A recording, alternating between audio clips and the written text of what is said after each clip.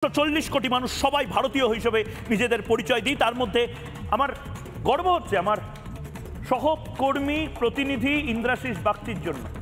মুর্শিদাবাদের সীমান্ত লাগোয়া একটি জায়গায় সে রিপোর্টিং করে, আজ মাথা নত করে এই ভারত ভূমিকে সে প্রণাম করে বলেছে যে সত্যিই তো যদি এই চাচাজানরা কোথায় বেঁচে আছেন না মরে গেছেন জানি না, কিন্তু এই চাচাজানরা যদি মালদা মুর্শিদাবাদ দখল করতে আসে বা বিজেপি যদি আমাদের মাটিতে এসে আমাদেরই ধমকায় চমকায়, আমাদের সাংবাদিকরাও কি বসে থাকবে নাকি?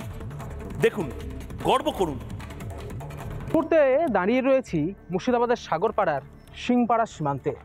তার থেকেও বড় কথা, দাঁড়িয়ে রয়েছি এই ভারতের মাটিতে, যে ভারতের জমি দখল করে নেওয়ার একরকম চেষ্টা করেছে বাংলাদেশের ইউনূস সরকারের নির্লজ্জ প্রশাসন আর জেহাদি সরকার।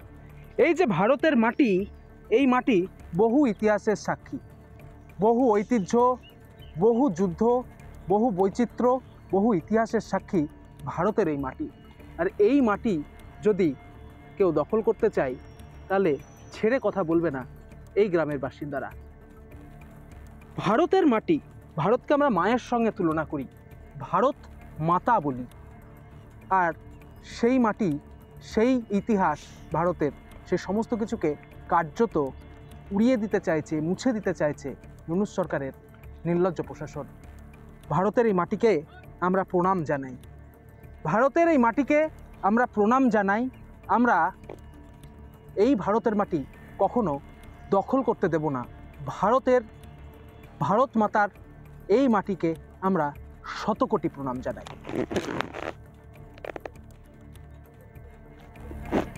তাই বাংলাদেশের ইউনূস সরকারের একটি লোকও যদি এই ভারতের মাটি দখল করতে আসে তাহলে ছেড়ে কথা বলবে না এই সীমান্তবর্তী গ্রাম সাগরপাড়ার সিংপাড়া গ্রামের বাসিন্দারা। কাঁটাতার কবে হবে, কাঁটাতার হলে তাদের পক্ষে আরও সুবিধা হবে বলে জানাচ্ছেন সিংপাড়া গ্রামের বাসিন্দারা। মুর্শিদাবাদ থেকে ইন্দ্রাশিস বাগচি, রিপাবলিক বাংলা।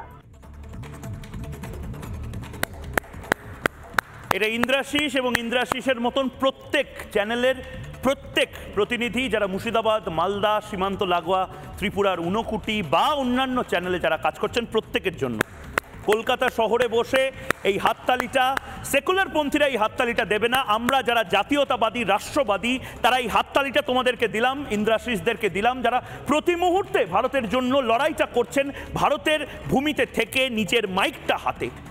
কে বলেছে শুধুমাত্র বিএসএফ এর কাজ? কে বলেছে শুধুমাত্র এই মুহূর্তে আইটিবিপির কাজ, ইন্ডিয়ান আর্মির কাজ দেশকে সুরক্ষিত করা? দেশকে সুরক্ষিত করা ইন্দ্রাশিসের কাজ নয়, দেশকে সুরক্ষিত করা আমার কাজ নয়, দেশকে সুরক্ষিত করা আপনার কাজ নয়, যে ক্যামেরা পার্সন রয়েছে এই মুহূর্তে অতনু, তার কি কাজ নয় দেশকে সুরক্ষা করার?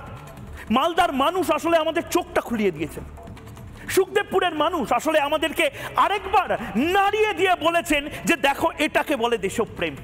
भारत हमको जान से प्यारा है, सबसे न्यारा गुलिस्तान हमारा है।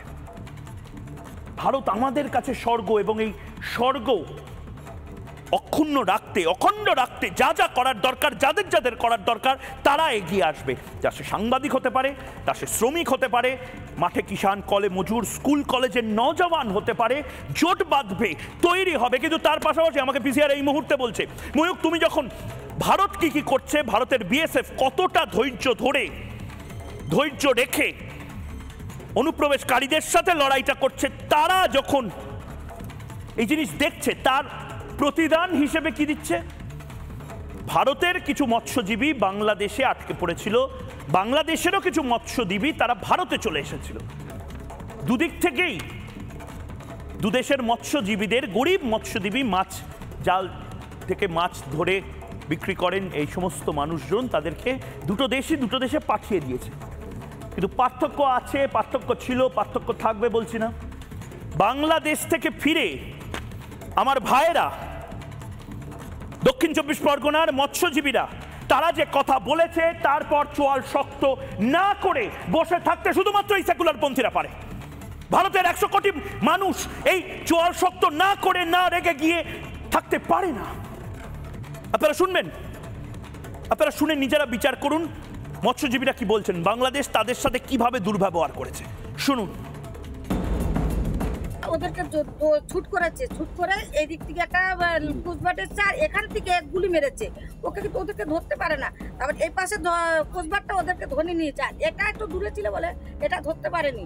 এরা এসে ওদেরকে বেঁধে টেঁধে পিস বেঁধে টেঁধে রেখেছে, আর এটা এমন ধাক্কা দিয়েছে 4-5 জন পড়ে গেছে, 5 জন পড়ে গেছে। তার বলতেছে বলে সেই একটা আমার ড্রাইভার পড়ে গেছে, আমার ড্রাইভার পড়ে গেছে, ড্রাইভার আছে বলে এই শালারা, ওকে যদি আমরা খুঁজতে যাই তাহলে তো আরেকটা তোদের লেবি এসে মানে ভারতের লেবি এসে আমাদেরকে ধরে নেবে, বলে আগে চল আগে এদেরকে নিয়ে যাই। ওরা ওদেরকে নিয়ে চলে গেল, আর আমার স্বামীটাকে আর খুঁজে মানে আর বুঝলো না। তারাও বলেছে হাসিনাকে না ছাড়লে ওদেরকে এখান থেকে ছাড়া যাবে না, বলছি আর মারছে বলছে, আর অনেক নির্যাতন করেছে। এই বলে আমরা আর কি করব, আমাদের দেশ থেকেও কোনো বাইরের লোককে অ্যালাউ নেই। আমাদের ম্যানেজার গেছে, তাকেও একটু দেখা করতে দিল না। তারপর আমাদের ম্যানেজার তখন লাস্টে দেশে চলে আসে। এখন আমি বর্ষার থেকে উঠি দাঁড়াতে আমার খুব কষ্ট হয়। এত মার মেরেছে আমাকে। হ্যাঁ, পিছনে এরব বেঁধে তারপর আমাদেরকে লাঠি দিয়ে প্রচুর মারা মেরেছে। আর তাদের কাছে অনেক অনুরোধ করেছি, আমাদের দেশ ছেড়ে যখন চলে যাই তখন আর আমার মন প্রাণ যদি আমরা থাকতে পারছি না। বাংলাদেশ সরকারকে দায়ী করা যায়, কিন্তু আমরা অপরাধ করেছি ঠিক আছে, আমাদের ধরে নিয়ে আমাদের হয়তো 2-3 মাস হয়তো জেল করবো, কিন্তু আমাদের তো মেরে ফেলা তো আমরা আমাদের যেরকম ধরো একটা চোর ধরলাম ডাকাত ধরলাম আমরা তার ছায়া দিতে পারি, কিন্তু তাকে মেরে ফেলার অধিকার আমাদের নেই। কিন্তু ওইটাই যে আজকে যে মেরে ফেললো এর জন্য আমরা বলবো বাংলাদেশ সরকার দায়ী। এটা তো ওনার ইচ্ছা করেই লোকটা মারলো, কেন যদি সিলিন্ডার করেছে, বেঁধেছে, কোমরে দড়ি বেঁধে ধরে রেখেছে, আর যখন ধাক্কা মেরে যখন ফেলে দিয়েছে, যখন বলেছে যে লোকটাকে তোলো, লোকটাকে যখন তুললো না, তো এটা কাদের দায়ী বলবো? আমার বলবো বাংলাদেশ সরকারের দায়ী বলবো। নানা ধরনের কন্টেন্ট দেখার জন্য লাইক করুন, শেয়ার করুন আমাদের ফেসবুক পেজ, সাবস্ক্রাইব করুন আমাদের ইউটিউব চ্যানেল। পাশাপাশি অন্যান্য ব্রেকিং নিউজের জন্য অবশ্যই চোখ রাখুন রিপাবলিক বাংলায়।